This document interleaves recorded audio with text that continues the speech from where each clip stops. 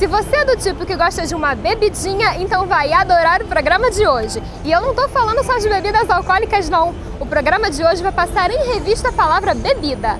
Água, chimarrão, cachaça, cerveja, entre muitos outros. Fique ligado porque o Em Revista está só começando.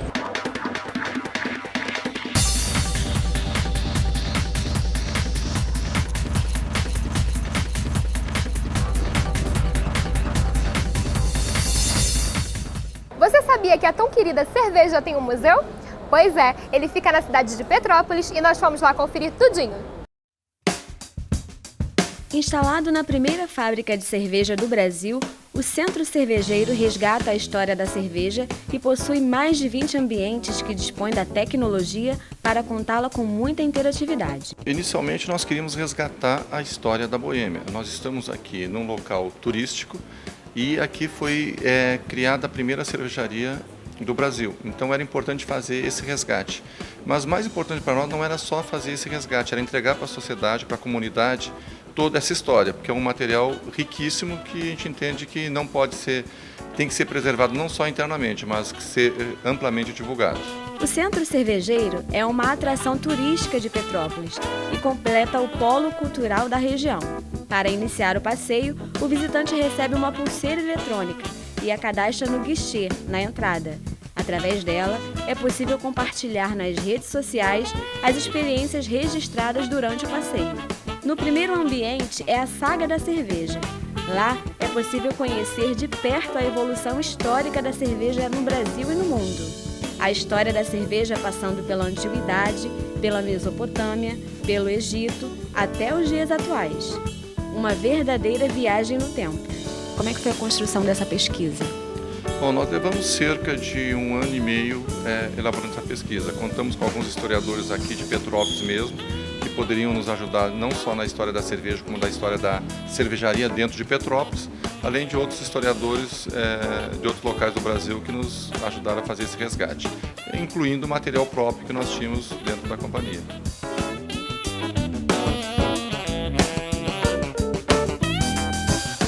Além da Saga da Cerveja, o visitante conhece na Sala do Mestre o início da história da cervejaria boêmia. É um ambiente repleto de conhecimento e tradição. No local, ficam expostas relíquias da cervejaria, além de alguns documentos e objetos pessoais dos mestres cervejeiros, que são os guardiões da fórmula da família boêmia. Outro espaço interessante é a sala onde acontecem as 3 etapas de fabricação da cerveja, que acontecem dentro de grandes tonéis. Todas as peças do ambiente são originais, como a torneira por onde os mestres cervejeiros provam as amostras. Em cada ambiente do passeio, os visitantes são recebidos pelos aprendizes cervejeiros. Olá, seja bem-vinda à nossa Praça Koblenz. Eles explicam as particularidades históricas contidas em cada sala. Os admiradores da cerveja podem ainda conhecer e experimentar na sala dos ingredientes os componentes usados para fazer a bebida e também ver de perto como funciona o processo de produção. Nesta sala, o visitante tem a oportunidade de ter uma experiência única. Degustar a cerveja fresca, direto da fonte. No fim do passeio cultural, o visitante ainda pode participar da degustação da cerveja. Nesse primeiro período aí de cerca de 8 meses, nós já recebemos mais de 35 mil pessoas que nos visitaram esse complexo. O Centro Cervejeiro oferece também um ambiente de total descontração para os visitantes. Os jogos interativos Desafio Cervejeiro, Taça Certa e Garçom da Cerveja proporcionam momentos de pura diversão. E por fim, os interessados podem registrar e compartilhar o dia em que conheceu um dos maiores e mais completos centros cervejeiros do Brasil.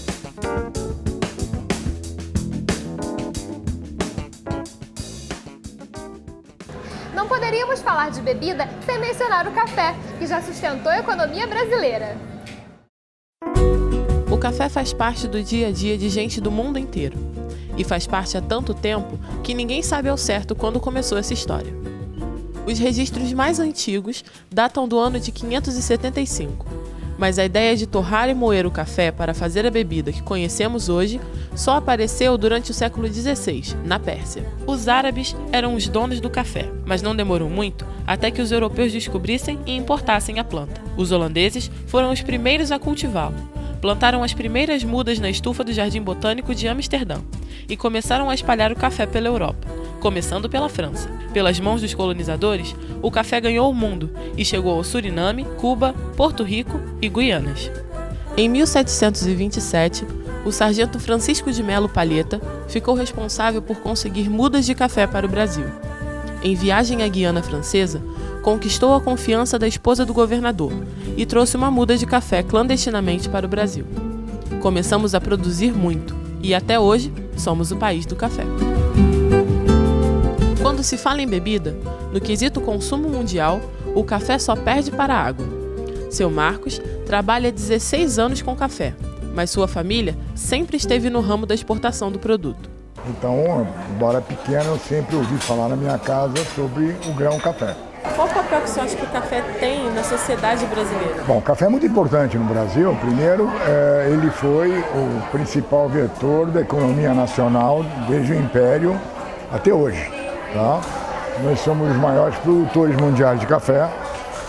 Hoje em dia, nós somos o segundo maior consumidor mundial de café.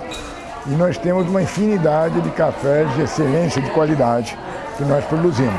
Para se ter um bom café, não basta apenas acertar a temperatura da água e a quantidade de açúcar. Seu Marcos nos diz que, para ele, o café é uma espécie de vinho sem álcool. Ele tem toda a complexidade de um vinho quando se fala de café de qualidade. Ele depende da zona onde ele é plantado, do terroir, do clima daquela época. Ele envolve a técnica de plantio, ele envolve o adubo, ele envolve o clima, ele envolve o transporte, a secagem, a torrefação, as máquinas. Já deu para notar que a produção de café é uma verdadeira arte. E por falar em arte, na cafeteria encontramos vários objetos de decoração interessantes, como esta máquina, que era usada antigamente para se fazer a prova do café. Marcos também nos explicou como é feita a prova. Você torra o café, uma torra bem clara, moe, mas moe um pouquinho grosso, bota água na xícara, um pirex, tá? Bota água quente, aquilo sobe, você faz o primeiro teste do cheiro, vai anotando o cheiro que tem naquilo. Quando ele fica mais morno, você pega uma colher, aí até não é muito agradável. Você pega, você coloca na boca, você joga ele pro vovó, sente o gosto e cospe. Cada povo tem sua cultura. Por isso, existem milhares de maneiras de se tomar café. Marcos nos diz que nos Estados Unidos, o café é quase um chá, por causa da colonização britânica. Quando as 12 colônias ficaram independentes, os comerciantes que plantavam café nas Antilhas, lá, holandesas e tal, no Mar do Caribe, precisavam introduzir o café dentro de toda uma cultura de chá. Então, o que fizeram? Pegaram o café, colocaram muita água no café, torraram ele muito mais suave, menos torrado, e disseram, olha, aqui tem um produto igual ao chá, que é muito melhor que o chá, que chama café, que é muito mais gostoso. Já a Itália é o país do café expresso. O italiano, ele toma aquele café expresso, concentrado, curto, estrecto, bem forte, né? uma tinta preta. E qual você acha que é o café do carioca? Não, o carioca, o problema é o seguinte, café é cultura. Tá? Então, cada país, cada região do mundo tem um hábito cultural de tomar café diferentemente. Tá? O café do carioca, existe o café carioca que é mais aguado. Tá? No passado, não havia as seleções de qualidade no café como tem hoje em dia. Tá? Então, o café do carioca era um café mais rascante, era um café mais torrado, por definição, e o pessoal botava mais água para ficar menos amargo. Tem o carioquinha. Expresso, moca, cappuccino, macchiato, carioquinha ou americano. Seja lá como for, não há como negar que essa bebida faz parte fundamental, não só da cultura brasileira, mas da história mundial. E não tem jeito melhor de terminar uma matéria como essa do que tomando café. Vem, Alan, só falta você.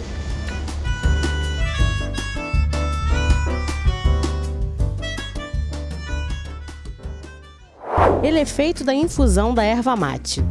É servido quente nesta espécie de cuia. Dizem que o homem branco aprendeu a gostar de chimarrão com os indígenas. No Brasil, o chimarrão pode ser visto e apreciado principalmente no Rio Grande do Sul, mas também é encontrado no Paraná, Santa Catarina, Mato Grosso do Sul e Mato Grosso. Também está presente em parte da Bolívia, Chile e em todo o Paraguai, Uruguai e Argentina. Para descobrir um pouco mais sobre o chimarrão, nada melhor do que ouvir uma legítima gaúcha que está em terras cariocas. Antigamente, as famílias eram mais tradicionais, né? Como todo mundo, e as crianças mais novas não tomavam, assim, não podiam. Até tinha uma certa idade, sei lá, uns 12 anos, a criança não podia tomar um chimarrão. Até, eu lembro que meu avô era mais tradicional, assim, e ele não deixava, então a minha avó me dava escondido, porque eu sempre gostei. Agora, assim, a criança pequena já aprende, assim, na família mesmo, porque é o convívio, dia a dia, ver a mãe fazendo, a avó, a tia, e aí acaba aprendendo a fazer e tomando também. Mas será que beber chimarrão traz algum tipo de benefício para a saúde? E o chimarrão também tem umas vantagens interessantes, por exemplo, ele tem uma ação diurética, tem uma ação digestiva, laxativa, então assim, tem alguns fatores bem interessantes, mas em compensação também já tem estudos relacionando problemas no esôfago, principalmente o câncer de esôfago, porque eles consomem altas temperaturas. A gente já aprendeu um pouquinho dessa história, agora vamos aprender como preparar? Não tem uma forma certa, porque na minha casa eu faço dia a dia, a gente costuma assim, não fazer uma cuia tão cheia para o dia a dia. Mas quando tá na roda de amigos, com mais gente, né, tá tomando, aí já enche um pouco mais a cuia, já prepara de uma forma assim, mais bonitinha, mas a água, ela não pode estar fervendo, não pode deixar a água ferver. A gente costuma dizer que a água tem que estar chiando. Quando a água começa a fazer umas bolinhas assim, lá bem no início, que ela tá pronta para fazer o chimarrão. Porque senão a erva vai queimar e aí o sabor da erva vai perder totalmente. Mas atenção para a técnica perfeita para tomar o chimarrão. Não se deve tomar pela metade. A gente fala que tem que fazer a cuia roncar, que dá um barulhinho, e aí assim que a pessoa pode passar para outra pessoa tomar, vai encher de novo e vai passar. Porque isso é uma falta de respeito até, a gente costuma falar isso, assim.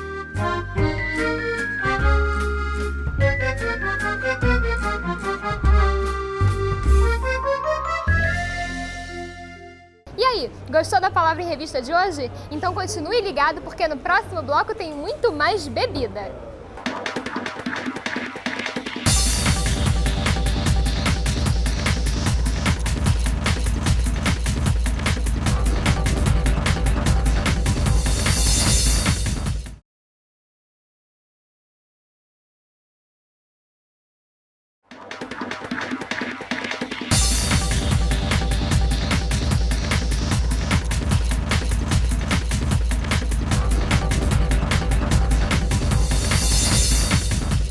Aqui no Brasil, existe um grupo que se reúne há 19 anos para falar e degustar cachaça. Conheça a Confraria da Cachaça.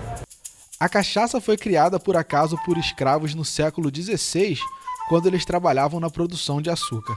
Nesta produção, sobrava sempre o caldo que era fervido e depois esfriado para fazer rapadura. Algumas vezes, o caldo fermentava e se formava a cachaça. Os escravos bebiam para trabalharem com mais disposição, já que o trabalho era bem pesado. Nos dias de hoje, a cachaça é bem diferente. Ela é filtrada, preparada e é a segunda bebida mais consumida no Brasil, ficando atrás somente da cerveja. Além disso, ela é defendida por um grupo bem peculiar. Criada em 94, a Confraria de Cachaça Copo Furado reúne amigos amantes da cachaça, que se encontram para falar, claro, beber. A Academia da Cachaça, o bar, foi o primeiro bar no Rio de Janeiro a defender a cachaça e colocar no seu cardápio uma quantidade de cachaças diferentes. Isso em 1980, na década de 80 mais ou menos. E em 93 nós fizemos a Academia primeiro e depois a Confraria em 94, com o objetivo de agradecer esse trabalho e continuar desenvolvendo esse trabalho sem ajuda governamental nenhuma. Os amigos da confraria se encontram todo mês para degustar as antigas e as novas cachaças que surgem. São 60 confrades inscritos, mas nessas reuniões qualquer pessoa é bem-vinda.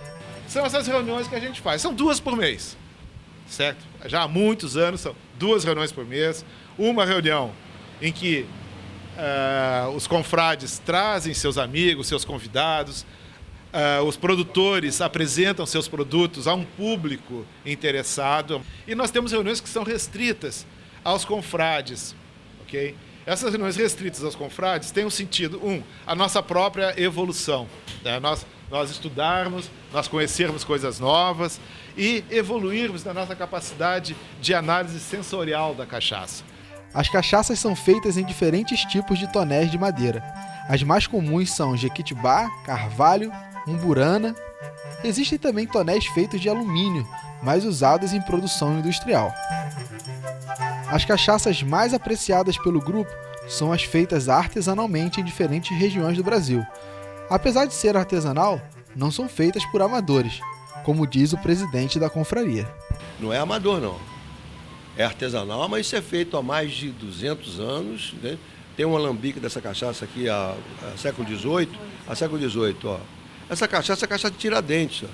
Esse alambique até hoje está produzindo. E do mesmo jeito que era feito. Eles continuam vendo a temperatura, isso é incrível, com a mão.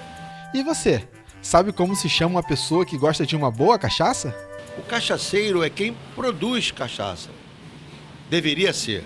Mas quem manda na língua é o povo. Então passou a se chamar cachaceiro aquele que bebe cachaça demais. Mas só que a gente vê um camarada de porre na rua de uísque e o camarada vai dizer, olha o cachaceiro. Então o cachaceiro não é uma boa... Como já pegou no povo, o cachaceiro é uma palavra que fala mal da pessoa. Então nós somos depreciativa, nós somos cachacistas. Tem um bando de cheirosos, que a gente chama, né? Que chama cachacier. A confraria odeia esse nome. Já foi objeto de uma discussão ferrenha na nossa confraria, na reunião interna, para saber se a cachacier. A cachacier é um francesismo, por causa de sommelier.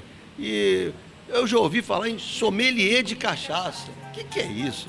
Algumas pesquisas dizem que, se bebida em dose certa, a cachaça pode fazer bem à saúde. E para terminar a matéria, não podia deixar de apresentar a vocês o grito de guerra da confraria. Unidos beberemos, sozinhos também. Unidos beberemos, sozinhos também. Ah, e se beber, não dirija.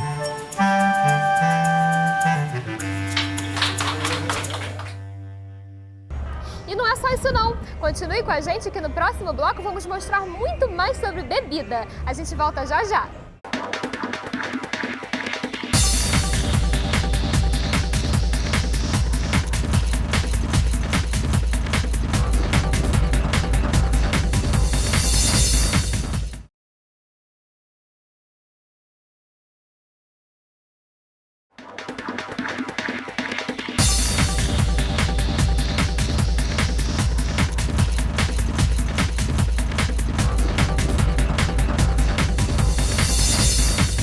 Infelizmente, muitas pessoas acabam perdendo o controle na hora da ingestão de bebida alcoólica e se tornam dependentes. A Irmandade Alcoólicos Anônimos ajuda essas pessoas a se livrar do vício. Bebidas alcoólicas muitas vezes acabam se tornando um problema quando se pensa em alcoolismo, que tem crescido no mundo. Uma pessoa que se utiliza do álcool, normalmente são pessoas que têm uma personalidade dependente. Elas têm uma dependência, por isso chama dependência química, né? Por que é uma dependência química? Ele depende de alguma coisa para poder sentir um conforto maior. Um dos membros da Irmandade conta que gastava a maior parte do dinheiro que ganhava sustentando o vício do álcool. Aí já recebi o dinheiro, aí eu dizia assim, bom, já que eu tomei o primeiro gole, né? Já estou com o dinheiro no bolso, que tal mais uma? E essa mais uma, quando chegava em casa, em vez de levar alguma coisa para os filhos comer, levar alguma coisa, algum presente para a esposa, eu chegava duro e bêbado. Este outro membro foi para o interior do Espírito Santo, para uma cidade que tinha poucos bares e nenhum ficava aberto até muito tarde. Eu falei, aqui vai ser fácil parar de beber. Lê do engano. rapidamente fiz amizades e exatamente não tinha bares, mas eu dei um jeito que algum ficasse aberto até mais tarde, para mim. E rapidamente eu descobri que eu não podia fugir de determinados problemas, que os problemas estavam em mim, não na cidade do Rio de Janeiro, na vida que eu levava. Um dos métodos de tratamento para o alcoolismo, que existe há mais de 70 anos e tem crescido, é o grupo dos Alcoólicos Anônimos. O grupo dos Alcoólicos Anônimos surgiu da amizade entre dois alcoólatras, Bill, um corretor da Bolsa de Valores, e Bob, um médico, que foram apresentados por Henrietta Sieberling. Bill já havia sido internado algumas vezes por conta do álcool e encarava o alcoolismo como uma doença. Bob, mesmo sendo médico, achou a ideia uma novidade. O médico e o corretor começaram a desenvolver um tratamento para o alcoolismo. Surgiu então o grupo dos Alcoólicos Anônimos. O AA preserva o anonimato dos membros para protegê-los. Os grupos são uma irmandade e os membros se reúnem e se auxiliam para alcançar e manter a sobriedade, se abstendo totalmente do consumo de bebidas alcoólicas. Só membros de AA que podem executar as tarefas, né, do grupo. O coordenador ele coordena as atividades, o tesoureiro ele faz a coleta das finanças, né, que é do grupo. O secretário cuida da correspondência do grupo. Apesar de desenvolver um trabalho social, os grupos não aceitam doações externas. A psicóloga Maria Angélica nos explicou por que o grupo funciona no tratamento do alcoolismo. Normalmente é uma necessidade de personalidades dependentes.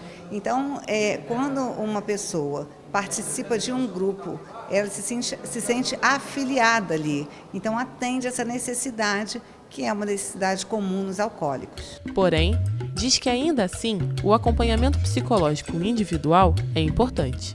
Eles têm um trabalho bastante comportamental, né, para que as pessoas deixem de se utilizar do álcool, mas não tem um trabalho psicológico para trabalhar bases da dinâmica da personalidade dessa pessoa, para que ela possa se fortalecer enquanto sujeito e poder viver a vida dela de uma forma mais independente, consequentemente, independente do álcool. A batalha contra o alcoolismo é diária. Uma das coisas que me marcou quando eu cheguei em AA, não precisa jurar que nunca mais bebe. Um membro de Alcoólicos Anônimos só não bebe hoje, porque o amanhã não chega nunca. Eu digo muito também, eu não sou o que queria ser, não sou o que deveria ser, não sou o que pretendia ser, mas graças a um poder superior e Alcoólicos Anônimos, não sou mais daquilo que era. Muitas pessoas recorrem ao energético porque neles contém estimulantes, sais minerais e vitaminas, que juntos prometem dar mais energia para quem o toma, mas nem sempre isso é uma boa escolha. E você, já tomou energético alguma vez? Sim, já. Não, já. Eu nunca tomei, mas eu conheço pessoas que tomam e ficam alteradas. Já tomei. As pessoas hoje em dia são forçadas a fazerem cada vez mais atividades, a trabalharem mais, a saírem mais. Então, assim, principalmente para o jovem, ele acaba utilizando isso como uma forma de fazer mais coisas, né? Utilizar muito mais o tempo que ele tem. Você acha que energético faz mal? Em excesso, sim. Uma vez ou outra, não. Só não posso fazer dele minha água, né? Eu acredito que não. Acelera o coração. Acho que tudo demais faz mal. O uso excessivo desses estimulantes pode levar até a um aumento da pressão e propiciar até uma doença cardiovascular, uma arritmia cardíaca. Então fica a dica da nutricionista, que até nesse caso é preciso beber com moderação. O programa de hoje passou em revista a palavra bebida. Se você gostou e quer assistir de novo ou conferir outros programas produzidos pelo Centro de TV da Uniswan, acesse nosso site tv.uniswan.edu.br. A gente se vê na próxima edição. Tchau, tchau!